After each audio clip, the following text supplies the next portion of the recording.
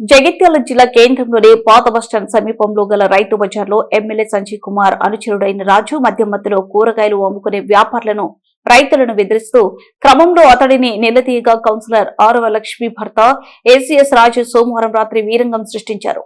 కూరగాయల వ్యాపారుల వద్దకు వెళ్లి మీకు లైసెన్స్ ఉందా అని ప్రశ్నిస్తూ కూరగాయల దుకాణాలపై దాడికి పాల్పడ్డారు.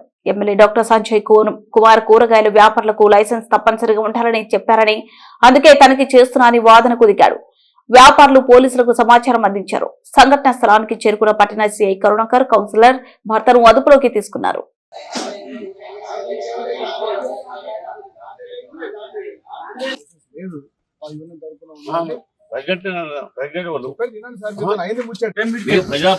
మీరు ఓకే చెప్పింది అర్థమైంది కానీ ఇలా మార్కెట్ కమిటీకి ఒక చైర్మన్ ఉన్నారు.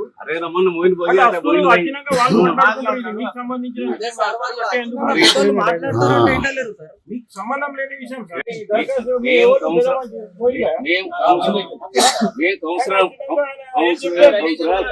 సంజయ్ డాక్టర్ సాబ్ చెప్పాడు. మేము వచ్చి చూస్తున్నాం ఎవరెవరో లైసెన్స్ ఉన్నాయి, ఎవరో లేవు. లైసెన్స్ లేకపోతే అనవైలబుల్ కదా వాళ్ళు.